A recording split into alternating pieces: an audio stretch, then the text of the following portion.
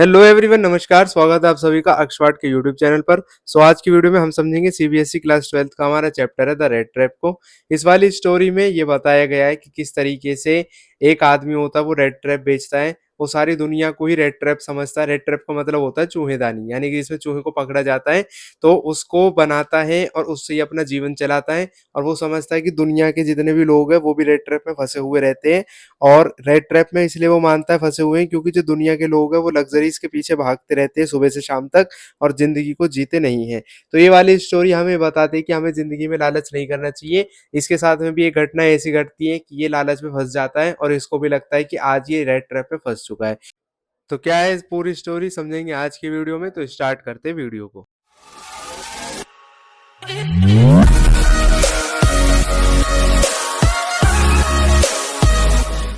तो ये कहानी एक ऐसे व्यक्ति की होती है जो गरीब इंसान होता है।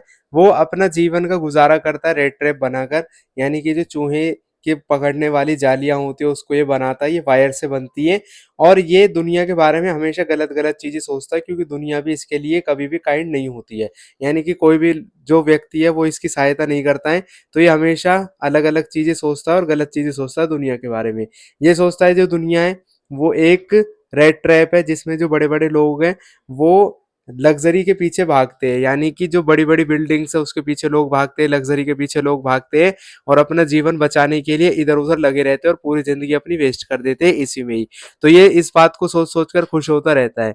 ये लोगों के घर जाता है क्योंकि इसके पास खुद का घर नहीं होता है, तो लोगों के घर जाता है रात काटने के लिए। और सभी लोग इसको अक्सर मना ही कर देते हैं कि भाई हमारे घर में जगह नहीं है, यहाँ से चले जाओ। तो उसके बाद में क्या होता है, एक दिन ये एक ऐसी घर पर पहुंच जाता है। लेकिन जो एक व्यक्ति होता है उस घर में रह रहा होता है, वो कहता है चल ठीक है भाई तुम मेरे यहाँ आकर रह सकते हो। वो रहता है एक क्रॉफ्टर और वो दूध बेचता है। उसके घर पे और कोई नहीं रहता, यानी कि उसके बीवी बच्चे कोई नहीं होते। वो इसको अपने घर में बुला लेता है और कहता है ठीक है तुम एक रात के लिए मेरे यहाँ पर रुक सकते हो। दोनों बैठ के एक साथ खाना खाते हैं, उसके बाद कार्ड्स खेलते हैं। फिर बाद में वो जो क्रॉफ्टर होता है ये इसको दिखा देता है कि मेरे पास में 30 क्रोनर है। यानी 30 क्रोनर का मतलब ये कि वो अपने पैसे दिखा देता है। जैसे हमारे यहाँ पर 30,000 रुपये है, तो ऐसा आप समझ सकते हो कि जो वहाँ की करेंसी होती है उसको दिखा देता है और बोलता है मैंने इतने सारे पैसे कमाए हैं दूध बेचकर। तो जो ये रेड ट्रैप वाला होता है तो ये सोचता है कि ठीक है इसने पैसे वैसे तो मुझे दिखाई दिए। तो ये सुबह क्या करता है, इसके घर से पैसे चुरा कर भाग जाता है और उसके बाद में एक जंगल में चला जाता है। जंगल में जाने के बाद में ये रास्ता भटक जाता है।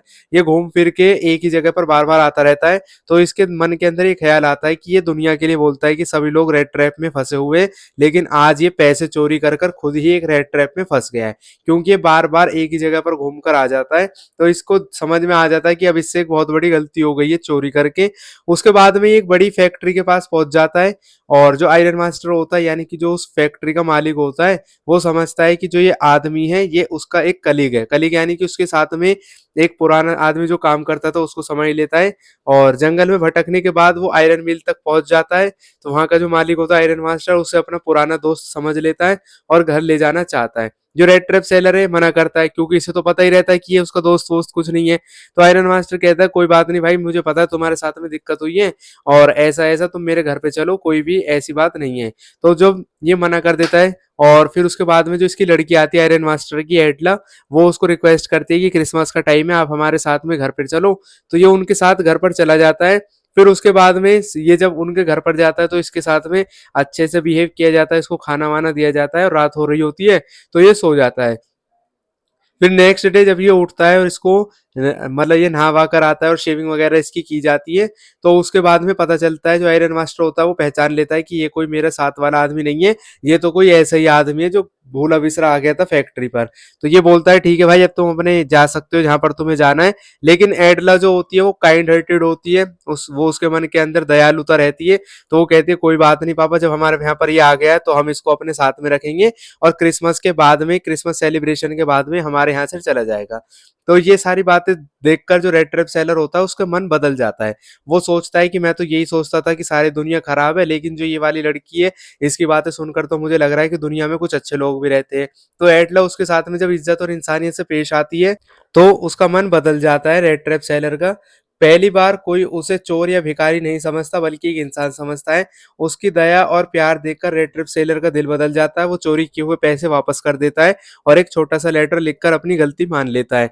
जब क्रिसमस वाले दिन एडला और उसके फादर चर्च में जाते हैं तो वहाँ पर बातें चल रही होती है कि एक आदमी है जो वहाँ से क्रॉफ्टर के घर से पैसे चोरी करके भागा है। तो इन्हें पूरा पक्का यकीन हो जाता है कि जो वो आदमी पैसे लेकर भागा है वो हमारे घर आया होगा।